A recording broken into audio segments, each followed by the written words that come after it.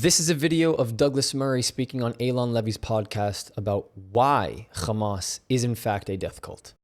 I want to linger on your definition of Hamas as a death cult, because there's been a debate in your home country in Britain about how the BBC should refer to Hamas. Is it a militant group? Is it a terrorist group? Is it an ebullient expression of social justice? Is perhaps. I mean, Mr. Corbyn would think that it's a movement for peace and justice. And but you define Hamas as a death cult. Mm-hmm. Why? It's got every single factor that you'd need to define it as such. It's not just a movement that desires death. It's one that glorifies death. It's one that seeks death, venerates death. It's a necrophilic cult. It not only wants death for its enemies, but glorifies in death for itself. I say at one point in the book that just look at the reaction of, for instance, a Hamas leader like Ismail Haniyeh when he learns that 3 of his sons who are Hamas have just been killed in Gaza. He doesn't mourn. This is so important. Really seem to flinch. Now, of course, his admirers would say what a wonderful trait that is. That's not a wonderful trait at all. It's a deathly trait. He's happy that his sons have died in what he would say would be the way of jihad. He offers up prayers of thanks to his God that his sons have died in their pursuit of death.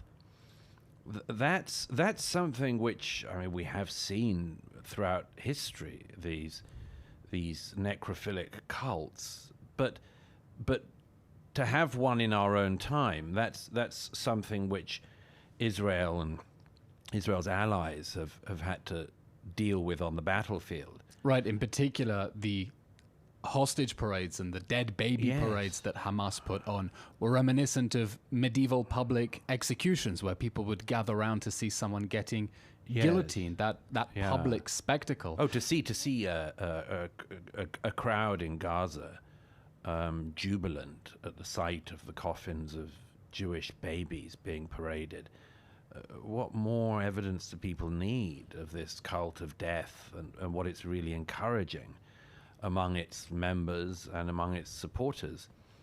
That's and then you get that thing outside of Hamas, outside of that immediate environment, which is why so many people in the West want to throw their lot in with that. And this is a deep challenge, I think, for people in free societies. Why in the West have we got so many people among us who glorify in this barbarism? And there are answers to it, but they're answers that will be quite unpalatable for a lot of people. And those answers, I want to get onto that question in a moment because it's deeply disturbing. But the fact that Hamas is a death cult faces Israel with 2 problems. First of all, the strategic problem of how you fight a death cult on the battlefield. It's one thing for Israel to say that Hamas is evil. Hamas wants the world to know that it is evil, and that is why it puts on the most grotesque hostage parades, the dead baby parades, to revel in its villainy.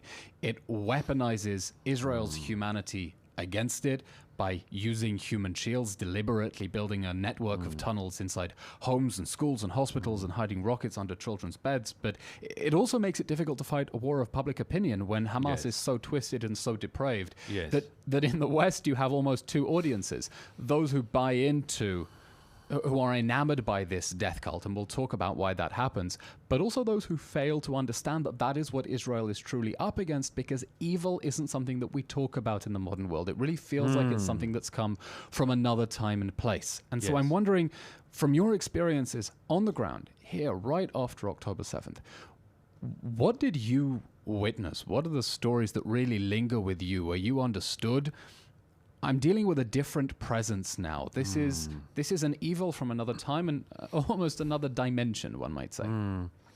Yeah, I gave a lecture recently in New York for the New Criterion about the banality of Hannah Arendt's thought, and one of the reasons I wanted to do that was because the phrase that Arendt famously came up with when covering the Eichmann trial, although she covered it for a matter of days, was this phrase that I think's polluted the language since, which is the banality of evil. People are very keen on using this phrase, and my argument has been... Well, it does make one sound pseudo-intellectual. It does for sure. Arendt's phrase was, as I tried to show, totally unfit for purpose in describing Adolf Eichmann, who only fooled one person in the court, and unfortunately that was Hannah Arendt. But it also was strange because the popularity of this phrase is, I think, telling. People like to describe evil as banal because it's a kind of get-out in a way. Funnily enough, I mean, it's a slight misunderstanding of some people, even a misunderstanding of Arendt. But saying that having your principal prism of understanding evil as saying, well, it's banal, is a kind of get-out because actually most evil is very, very far from banal. It's visceral. It's there. Like it is one of the great forces of humankind. If you recognize that other human experiences exist, love, envy, jealousy, care, charity, and so on, you should also concede the fact that there is a force that we need to call evil.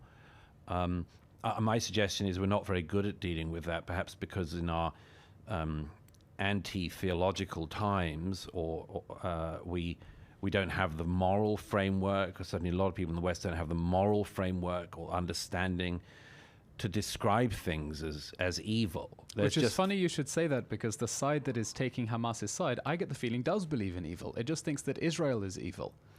Yes, well, there is that. I mean, it makes it awfully easy for them in a way, because they get to offload and project all of their problems onto this one small nation. But yes, as our mutual friend Mehdi Hassan would say, every accusation is a confession. Well, we'll get on to him maybe. But I think this thing of understanding that there is such a force as evil in the world, and that sometimes it makes itself horribly manifest, and that it made itself horribly manifest on October the 7th. And, you know, I say at the opening of On Democracies and Death Cults, just take that phone call that has become quite famous since October the 7th, that young Gazan man who calls his parents on the cell phone of a woman whose family he's just murdered, I think maybe even on his own phone, but he calls back to Gaza and he says to his parents, you know, your son's killed 10 Jews with his own hands, he's killed 10 Jews, you know, put mum on the phone, I want to boast to her.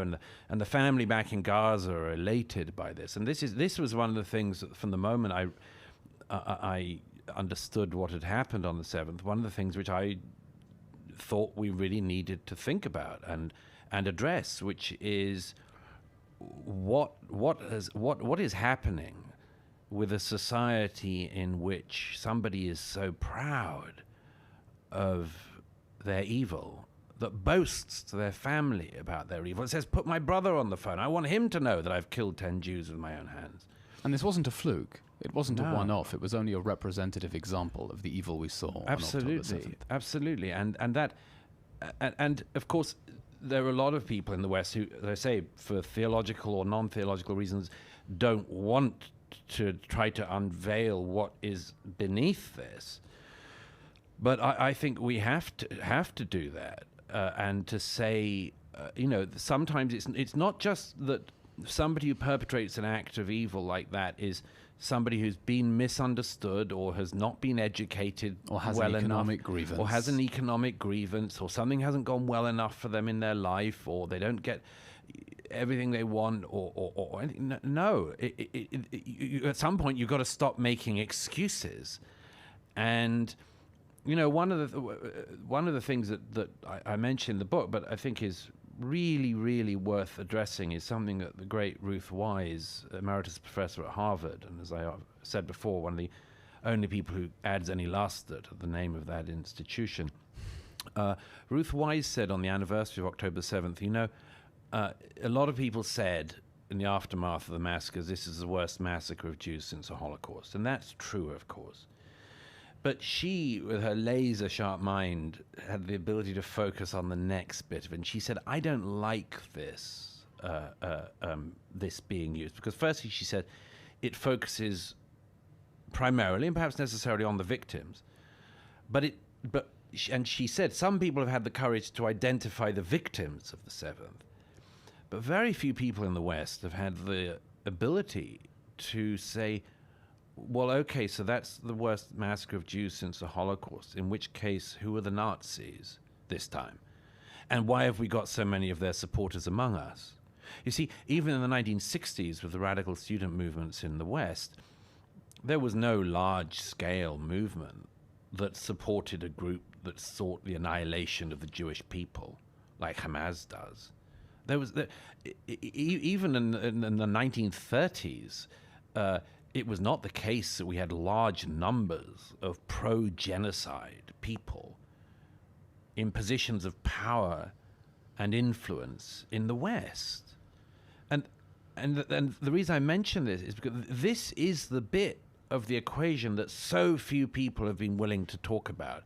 Yes, some people have been willing to talk about the victims, but why have we shied away from talking about the perpetrators and what actually motivates them?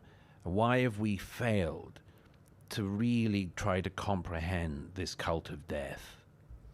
This is exactly what he was trying to convey in a different way when he spoke to Dave Smith, or should I say debated Dave Smith on Joe Rogan a few weeks ago. When we're not asking the questions as to why this behavior is happening, because they don't ask the questions as to why today, or should I say yesterday, a 30-year-old from the West Bank who was on her way to deliver her baby at 30 years old was shot and killed, and they had to do a C-section on the baby, and the baby is in critical condition. And then people want to ask, why is Israel's security forces so tight on the West Bank? Well, yesterday was just another ordinary Wednesday in Israel. What did she have to do with the conflict? What did she have to do with it? She got shot and killed because she's a Jew. Why are we not asking the questions of like, what motivated that person to go and do that yesterday? No, really. Something so extreme. You don't just wake up one day and the weather's bad and the sky's gray and you say, I'm going to go kill a Jew. There's a reason they do that. You don't ask yourself that? You don't ask yourself, why? Why did they do that? Why do these attacks keep happening? Why did Hamas do what they did on October 7th? And don't hit me with, well, Israel is occupying them. They've been running an apartheid state and open air prison since 1940. It's baloney. Enough with these dumb claims that are debunkable in 5 minutes. Get out of here. This didn't start in 1948. Don't tell me everything was peaches and creams before 1948 between Jews and Arabs. Get out of here. You don't know history. You don't understand and respect history. We're not asking the questions. We're not asking why. I'm soon going to read his book, Douglas's book, which, I mean, I know so much about Hamas at this point, but I feel like, and obviously what happened on the 7th, but they are a death cult. And I think his example, and I'll never forget during the war, when that voice recording was published of the kid who went into Israel, killed an Israeli, and called his father. And you can hear the conversation. It's gut-wrenching, bro. It's gut-wrenching. I don't know. I'm going to continue to talk about this stuff because it's so important. And I think that when people's emotions go down and their ability to think rationally and ask these questions increases and returns, because it's out of here, it's not even in the stratosphere anymore. When it returns, I think we'll be able to apply some rational thinking to this conversation. I'm looking forward to that. Thank you so much for all your support. I'll see you next video. If you want to continue the conversation, you can support my work for free. Discord does not cost a thing. It is the best way to connect with me and others who are seeking the truth. The link is in the description. But if you want to take it one step further, my Patreon gives you access to the Israel you don't see, uncovering the untold stories of what mainstream media does not show you. The link is in the description, and it helps me to continue this work. Or if you're just looking to help this thing go, PayPal and Buy Me a Coffee is a really easy way to support me. This channel, this work does not happen without all of you. Thank you. I love you. I'll see you next time.